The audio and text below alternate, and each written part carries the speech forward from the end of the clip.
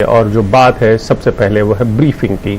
अफगानिस्तान को लेकर केंद्र की सरकार ब्रीफिंग दे रही है, यानी जानकारियां दे रही है कि वहां के हालात क्या हैं, भारत के क्या विकल्प हैं, भारत का जो इन्वेस्टमेंट है, निवेश है भारतीय उद्योगपतियों का, उसका क्या होगा।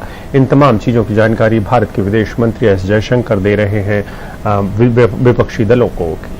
प्रधानमंत्री नरेंद्र मोदी ने इस बात के लिए एस जयशंकर को कहा है, अपने विदेश मंत्री को, कि वो सर्वदलीय बैठक करके सबको एक तरीके से अपने साथ लें, और यही काम इस वक्त में चल रहा है।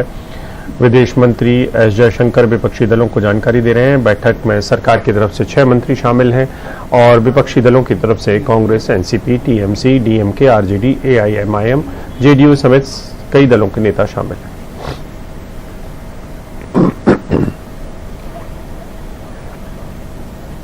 हमारे साथी हिमांशु जुड़ रहे हैं। हिमांशु, बताएं ये बैठक जो है इसमें क्या क्या एजेंडा है, और इस जो एजेंडा है उसमें भारत की ओर से क्या क्या कहा जाएगा, सर्वदलीय बैठक को करने का मकसद क्या है?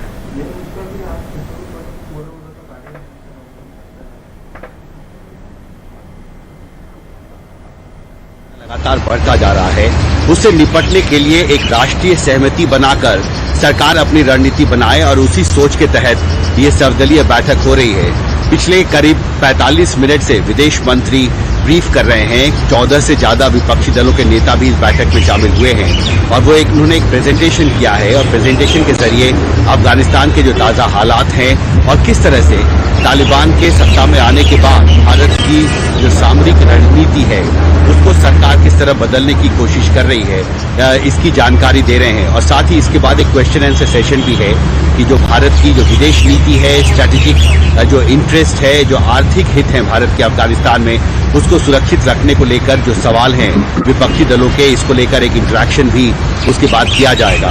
ये हमें सूत्रों के हवाले से ये बताया गया है कि तालिबान के सत्ता में आने के बाद भारत की चिंता बढ़ती जा रही है, क्योंकि इसके पहले जो करीब 20 साल पहले जब तालिबान सत्ता में आई थी, उस दौरान पाकिस्तान में जो सक्रिय आतंकवादी संगठन है उनके साथ उनके संबंधों को लेकर लगातार सवाल उठते रहे थे, और निश्चित तौर पर इस बार भी वो सवाल भारत सरकार के सामने हैं जिनसे उनको निपटना पड़ेगा।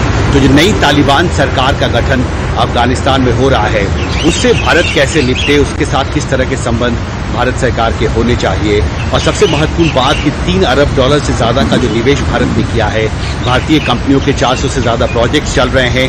अब भी ऑपरेशन देवी शक्ति के तहत 800 से ज्यादा भारतीय नागरिकों को वहां से निकाला जा चुका है, लेकिन अब भी सैकड़ों भारतीय हैं जो फंसे हुए हैं।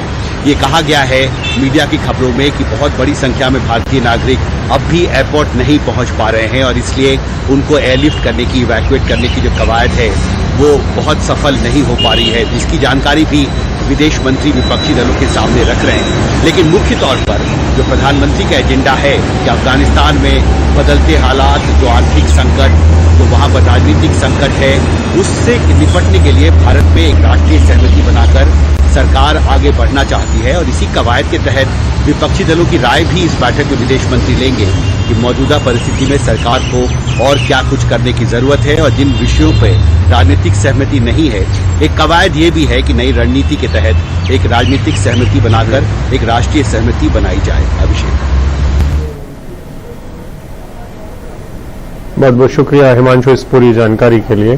तो ये बैठक हो रही है, वैसे ऐसी बैठकें पहले भी होती थी, और इनका मकसद सिर्फ ये है कि भारत के लोकतंत्र में तमाम लोगों को एक साथ एक पेज पर रखा जाए, खास करके उन मसलों में जिसमें देश की सामरिक शक्ति या विदेश नीति शामिल है।